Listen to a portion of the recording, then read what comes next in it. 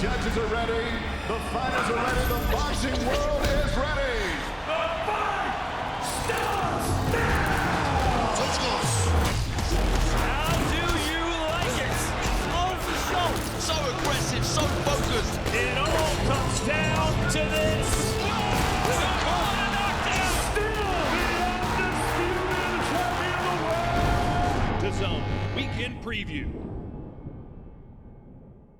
Welcome into the weekend preview of the huge 147-pound title unification fight. Jaron Boots Ennis taking on Amantis Stanionis. We are here in Atlantic City. Sergio Mora, Chris Mannix will be joined on Saturday by Todd Grisham on the call. And amazingly, Sergio, this is your first time in Atlantic City. I cannot believe this is the first time you've been at AC. Haven't seen many Mexicans here. But first time I've been in Atlantic City. I mean, I'm a big Vegas fan. I expected You're lights a in huge Vegas Vegas. fan. This doesn't seem like Vegas. It seems like It's Vegas light. it's like Reno with a beach. That's right. Okay. All right. much. Described like that. It is going to be home to a really good fight on Saturday. Boots Ennis and Amantis Stanionis, two of the top guys at 147. Both their belts on the line, plus the Ring Magazine belt as well. I was surprised, Sergio, to be walking around AC and see some of the odds for this fight. Like, Boots Ennis is an excellent fighter, but he is an overwhelming favorite going into this fight against Amantis Stanionis, who is a former Olympian, who is undefeated, who has beaten some pretty good fighters over the last few years. What do you think of this fight?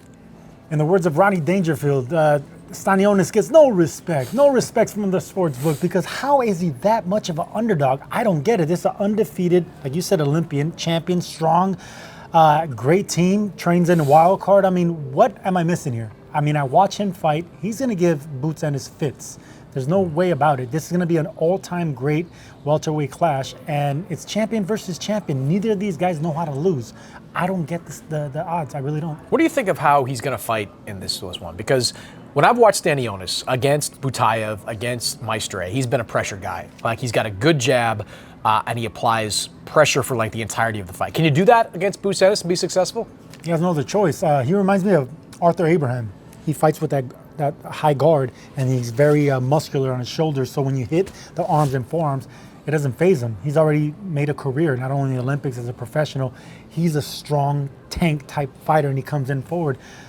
That's the good news. The bad news is sometimes when you have that guard, you don't see punches through a peripheral. Sometimes you're vulnerable to uppercuts. You're vulnerable to getting stabbed with a jab or straight left hands to the gut, and that's what Boots Ennis is great at. I mean, he knows how to go down, come up with uppercuts. I think that's going to work against a fighter like Stanionis, but, always a but, there's been vulnerabilities in Boots Ennis. He got hit a little bit too much against Chukadzian, and you know, he's not, he can be vulnerable, especially in exchanges, especially being on the front foot, coming off that lackluster performance. He's going to want to shine.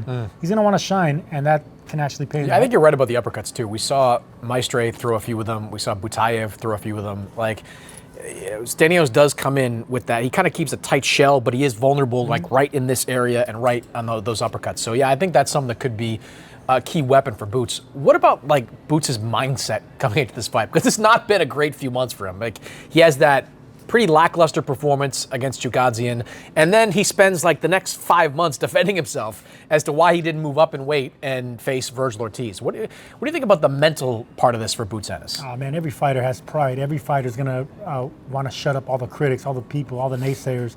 But it was a bad look for Boots. I mean, when he got offered all that money to fight Virgil Ortiz, moving up in weight, so the weight wasn't going to be an issue, and then he declines it. I mean, this is a man that was calling out Bud Crawford, saying that he wants to, you know, face the absolute best, and you turn down a contender in Virgil Ortiz. But he made up for it fighting Stanionis. Yeah. The fact that he went from declining Virgil to fighting Stanionis, who's equally as dangerous, all is forgiven. Can't wait for this fight. He needed this fight to materialize, because if it had just been another title defense, I don't think it would have gone over all that well amongst the boxing public. That's the main event. There's also a good fight in the co-main event. Raymond Ford, former 126-pound champion, he takes on Thomas Matisse. This is Raymond Ford's second fight at 130. Got a win a few months back. Looked pretty good in his debut at 130. But he's got a good opponent in front of him in Matisse. Like, this is a very tough fight for your second fight in a new weight class. What do you think of this matchup? First, I got to applaud Raymond Ford. I mean, all the fighters that he's been facing, the last 5 fights, I mean, he's taking test after test. He's already won a world championship. He's been in a, fight of the year candidate type fight. So he's passed the test every single time. And I think this new weight division at 130, it's going to be way better for him because he doesn't need to dehydrate anymore. He looks a lot better. Oh, he looks better. He's knocking down fighters. He's knocking out fighters. That right hook looks mean. I mean, a southpaw with a right hook, I mean, it's one of the most dangerous things in boxing. And Ray Ford, not only has his championship experience gone up, his confidence gone up, but his power has gone up. So I think that's going to serve him well against a fighter like Matisse, who hasn't been stopped, has been in there with a lot better fighters than Raymond Ford has, and he brings that experience, that chin, and he brings that power.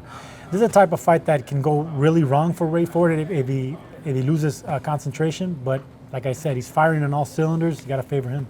Yeah, the one concern I'd have for Raymond Ford about this fight is that in recent fights, going back to the end of the Kolmatov fight, Ray's trying to walk guys down, and that's fun. Like, it makes him a much more entertaining fighter than maybe the guy we saw early in his career. But Matisse, I was talking to him earlier. We were talking about this. Like, you think Raymond Ford's going to try to walk you down? And he goes, "You better not."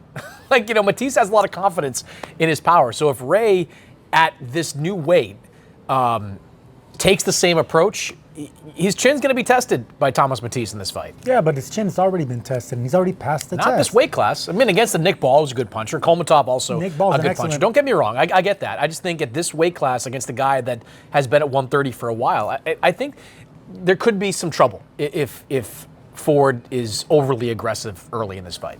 Raymond is built for tough, my friend. Okay. I can tell you, he can take a punch. He has that experience now. He has that speed, and he has that confidence. I mean, he's a champion now. He's forever going to be known as a champion. Not a former champion, a champion. So he brings that to the ring that Matisse can't say that he's the same. What are you known as? Former champion, reality star, broadcaster, writer. Probably not a writer.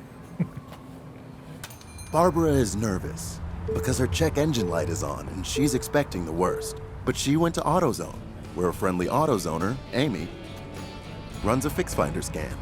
Just one of AutoZone's exclusive free services. She finds the most likely fix and refers her to a local shop.